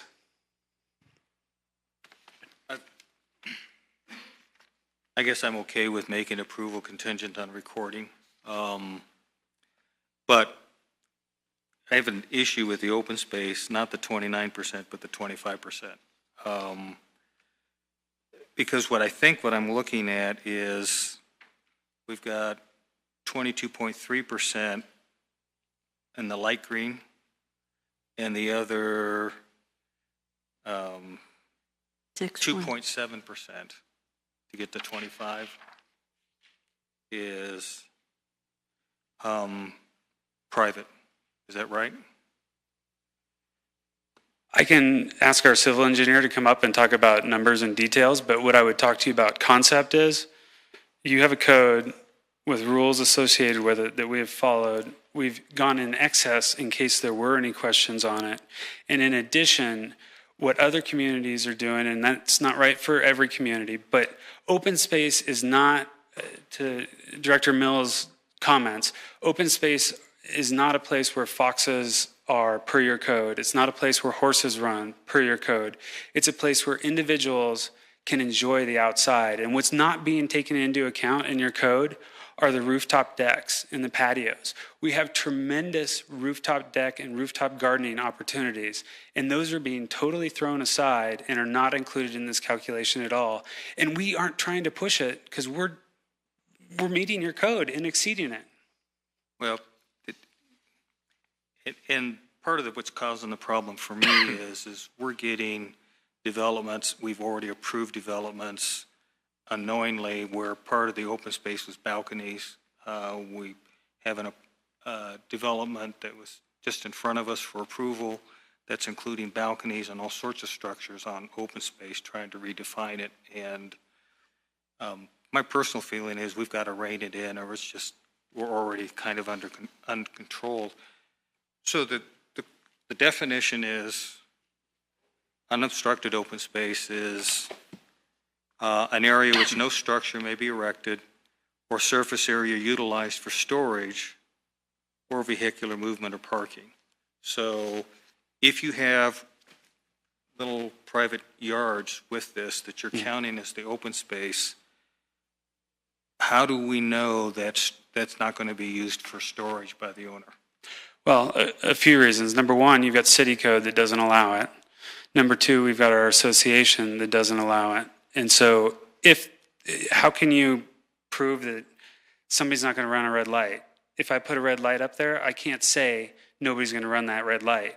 But I can tell you that the city has laws, and we have association CC&Rs that allow for that to be enforced if anything is done that way. It doesn't help property values. It doesn't help your neighbors. If you think this is the type of property we're building, we're missing the boat here, because this is a decent level, mid-tier. We're not trying to be high-end, top of the market, pushing every dollar. We're trying to give people quality and bang for the buck. I know I voted for your rezone. It was obviously controversial on the council. I'm just concerned about what seems to be our creeping definition of open space. And that's something I encourage the city to take up. If they don't like their rules, don't change the rules on me. Well, I like the rules. I'm just not sure that this qualifies. And the 9 citizens that we have that have them under contract, it's not fair to change the rules on them either. Well, let me just say again, because you're coming back to my issue. Let's look at a place on your diagram, because that's what we have to work off of. Let's look at the open space diagram. And I'm doing this math by hand, which is a very dangerous thing. Me doing math anyway, but it looks like you're just under 4,000 square feet short of 25%. And I guess I can tell you, we're all doing this on the cuff right here. Yeah. And I can tell you we've had at least 10 hours of meetings making sure that we were nowhere close, because we understood this was a concern of council. And we wanted to make sure that this issue did not come up, and then we had a buffer so that this would not be a question. So I think we need to look at the overall rules and regulations and the code as to how it's defined. And we believe we're far exceeding what's required. Tell me where you're doing a property line adjustment to the north, right? Correct. Show me what that looks like, please. Right now, I'm going to move away from the mic for a second.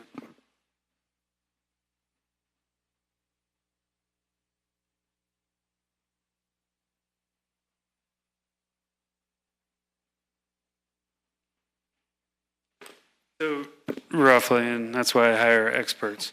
Our property line currently goes across the entire entrance of the apartments to the north, across the center of their drive aisle, taking all of their parking spaces, and then it jogs back south. And we did provide an exhibit to the city with this, by the way, and I could pull it up. I didn't think we'd be here, but it jogs south just for a short portion. So the overwhelming proportion of land that we are giving away to the lot owner to the north is open space, his definition as well, but we think it cleans up the site and makes it look a lot better. It is currently used for parking. Well, drive and parking, and then this landscape buffer. Oh, so you're giving the landscape buffer up? We're coming to the code required midpoint.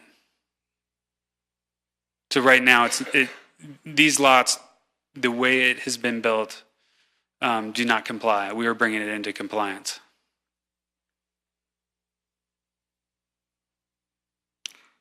I guess I'm trying to come up with 4,000 square feet for you because I want to vote for this.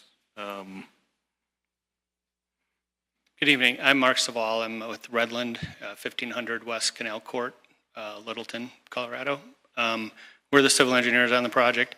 One thing I wanted to clarify is the private lot open space does include some of the things that it mentions that you're concerned with, which would be like the patio, which per the definition, the way we interpreted it and the way the feedback we got from the staff interpreted it, that would be allowed as unobstructed open space. But it also includes the perimeters around the building where the lot line is obviously a straight line. It doesn't jog with the building.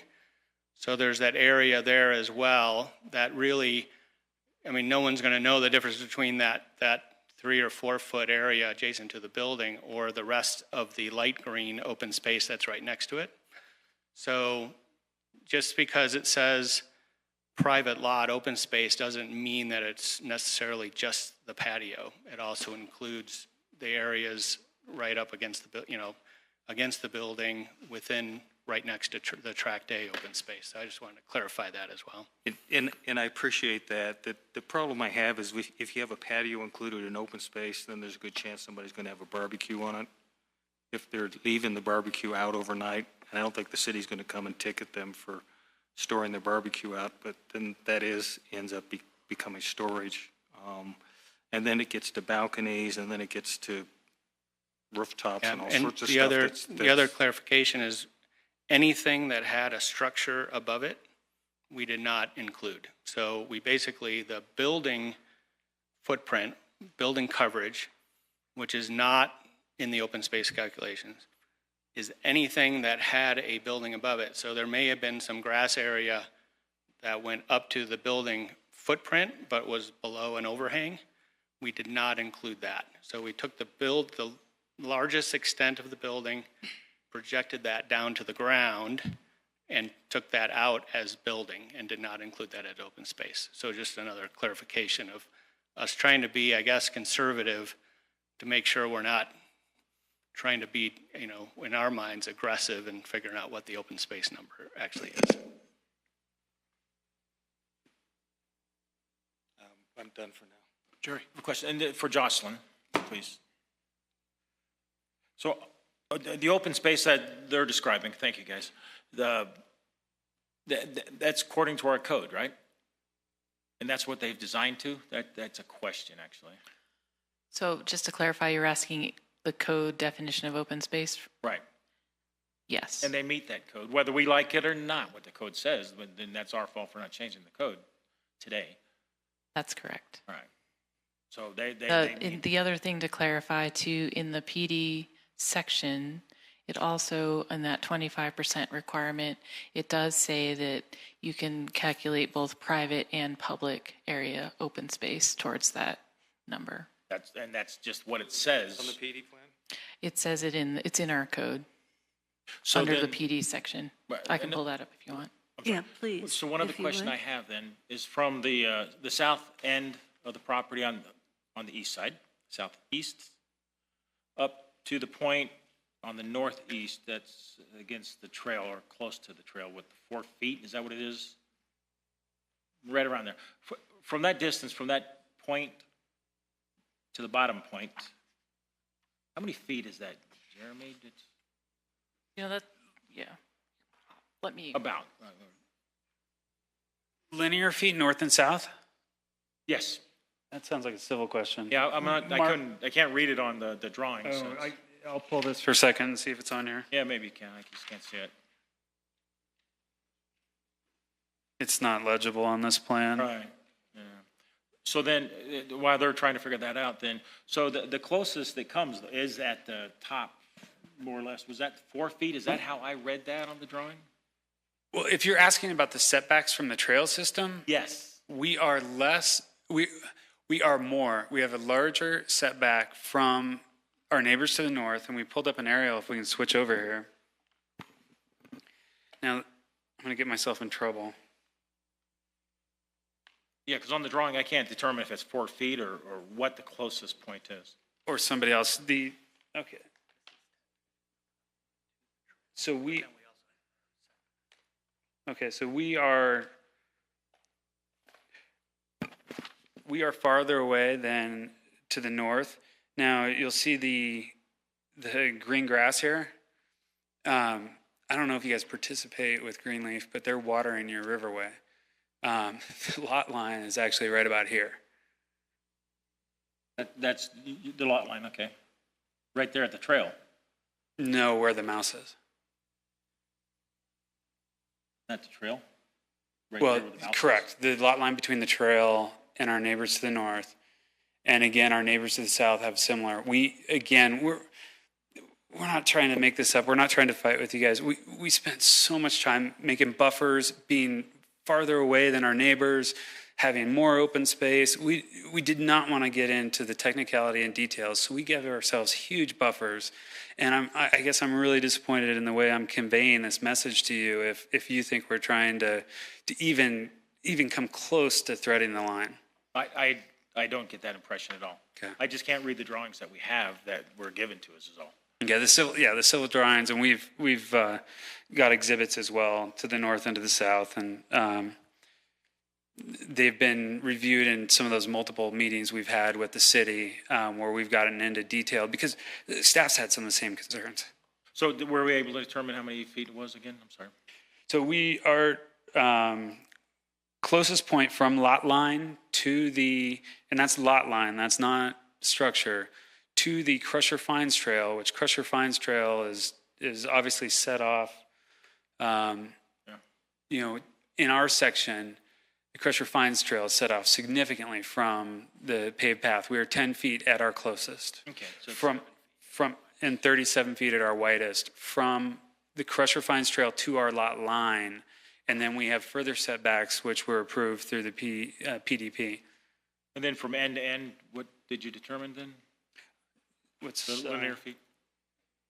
What's that say? I think I won't say it until our frontage.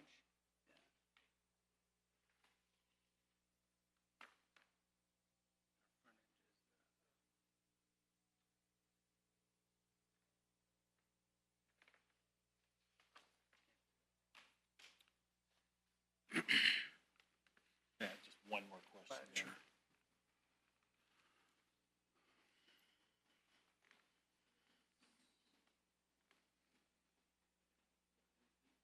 So just under 400 feet. About 400 feet.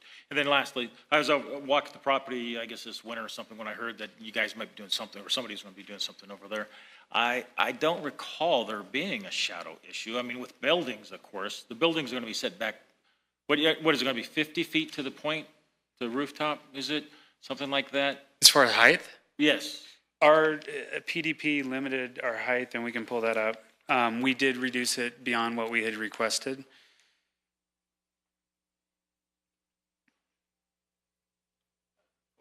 $48. 48. So it's close to 50. Yeah. Right. So then, but even with that shadow, with a building there, it's not going to hit the trail, is it? Or is it? That's a question again.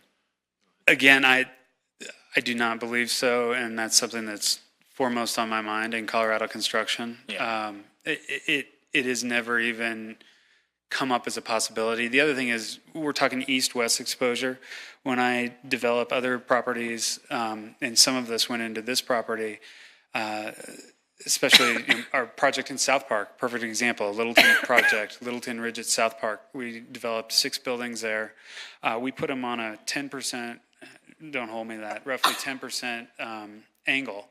And what that does is allows north, south, east, west sun at some point during the day. And as you know, being from Colorado, it's not your east-west exposures that are problematic, it's your north exposure that's problematic. And it's set back, the building, its structure itself is set back, I believe, far enough from the trail that we're not going to have an issue. Again, when I was out there, I couldn't envision it being shadowed. You've got the entire first half of the day of sun for sure going to 12 o'clock in the morning, and then the shadow starts afterwards, and I don't think the shadow will ever get to the trail. Again, I think it was a challenging piece of property. I can't see it ever being commercial. I think the use that you guys have come up for is appropriate. When Walgreens went in there, it sealed the fate that this would not be commercial going forward. Well, thank you, Jeremy. I appreciate it. Thank you. And it does indeed say private open space. For the record, it says for single-family areas, there should be provided not less than 50% unobstructed open space. For multifamily areas, not less than 25% unobstructed open space, including any private open space. So I guess We're trying to play by the rules. Yep, you got it. Yeah, and if we don't like him, it's too late to tell him to do something else. I agree. Yeah. So did you get a letter from South Suburban or any document? Yes. Okay, I don't know that we got that. It's in the file. package. It's in the package, okay. It was one of your 500 and some odd pages. Yeah, I know, that's part of the problem. Any other questions from council? Nope. Any other presentation that staff or the applicant would like to make? Want a motion? Looking for a motion. I move to approve Resolution 27-2017 for Plat 56, Final Plat and Subdivision Improvement Agreement. Second. We have a motion and a second. Any additional discussion? The way. Give it to Jerry. Consistency. Any other discussion?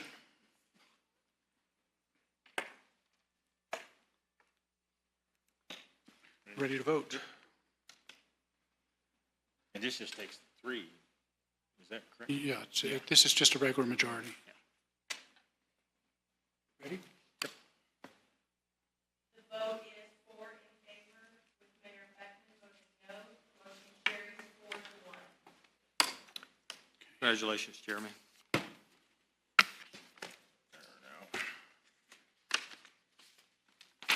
Gets us past most of the business for tonight. Brings us to agenda item 9, comments and reports. City Manager. Thank you, Mr. Mayor. Just a couple of comments here about the council's tentative calendar here.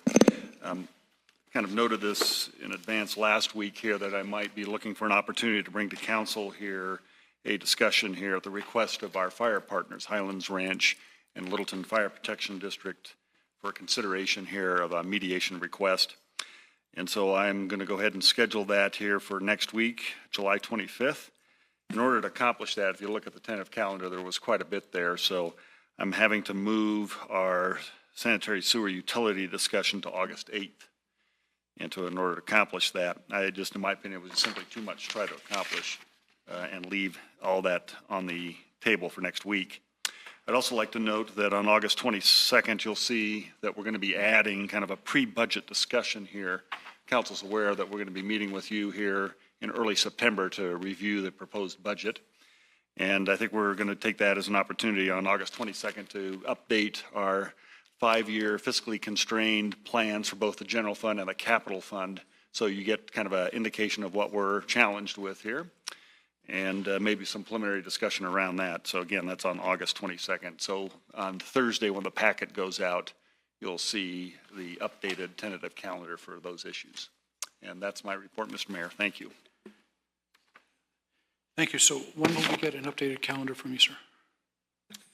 Yeah, it'll come out Thursday with a packet here, and you'll see those dates adjusted as I just noted. This brings us to council reports. Let's start with Councilmember Cole. Well, since we just had this discussion on this project, and again, you play by the rules, but for the future, I'd like us to consider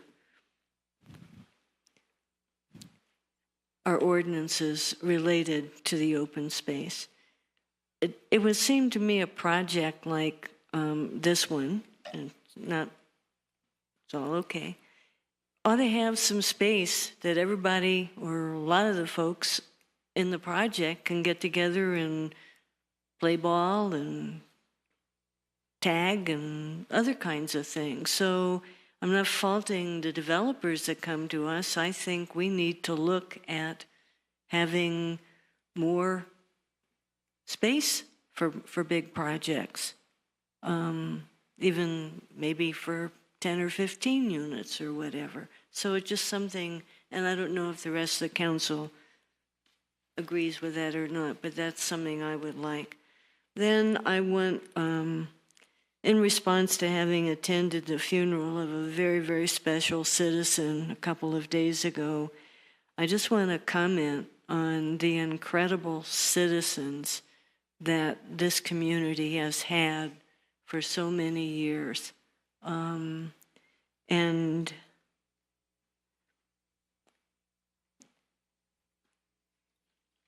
be nice to think of some ways that we can recognize citizens other than the more expensive ways that the families can, but ways that commemorate some of our outstanding citizens. This particular citizen was responsible, I think, for the burying of the pig many, many years ago, and then studying its decomposition so that she'd be able to participate, because she was in necrosearch and so forth, and you'd be able to identify the timing of when a body might have been buried. But she also was an incredible biologist. I think that was her degree, but she could tell you, she recognized the traces of seeds and this and that and the other at places where people had been dragged or buried or whatever. So in part, I'm paying compliments to the incredible citizens that Littleton has had over the years, many of them associated with the college, and she was a teacher at the college for a while, and her husband, who is still alive, taught at the college for a long time. We have a wonderful community, and though we disagree on certain kinds of things, we have a community that I'm really, really proud of. So that's probably enough kudos for people. Councilmember Clark. I agree with Peggy that I think we probably need to look at how we define open space and unobstructed open space when it comes to developments, along with probably a number of other things in the code. That's it. Councilmember Valdez. I attended the Little Jam this past weekend, and it was noticeable how young the crowd was. Not that I'm getting to be an old guy, but the crowd was, I mean, lots of kids there too, and that was pretty cool to see. So kudos to the folks that put that together. Also, the other part of that was that the many Littleton folks, that staff that worked that event, it's pretty cool that they get out there and they get to see what's going on. So thank you for all of those folks. That's it. Councilmember Cernanek. Yes, thank you. In addition to the Little Jam that was there, the Hootenanny that was at Breckenridge was an amazingly young crowd, with some exceptions. I may have been one on that front, and also attended Hudson Gardens and the music that is there, and was at the museum. So there's a lot of opportunities to enjoy music outdoors in the summer here, not all of it under 90 degrees. And then also had an opportunity to participate in the Strategic Action Planning Group on Aging committee meeting that was the week before last. And they will be coming for a presentation in the Denver area, because this is a statewide activity. So I encourage folks to take a look at that plan. And as we look at our own comprehensive plan, taking a look at seniors. As I had a chance to view the study session that the council received on the housing study, and I've had a chance to talk about it with a number of folks. The amazing thing is the amenities that we do have, where we're talking about parks, trails, open space, the schools in our neighborhood, and that appeal was across age demographics, regardless of whether they have children or not, and saw that as a very positive component that was part of the survey and focus group discussions that the consultant went through. So, and again, that's a study, not a plan yet. So along with open space, we have lots of opportunities to integrate things into both plans, whether we're talking comprehensive plans or city plans. And we need to be careful as to how we prioritize the activities so that we don't confuse staff too much, right, City Manager, on that. And this morning had an opportunity to hear a presentation from a global company that's in the South Metro area that's looking to hire 300 people. And knowing that some folks may be having a hard time finding jobs, this one does involve some training, but it does involve some proclivities that someone might have an interest in talking with other people. So if folks are interested in some of that, but I'll share it with the city manager as to what that firm is. But they're looking to hire between now and the end of the year. So it's that's a lot of people to be adding in the South Metro as far as employment. So thank you.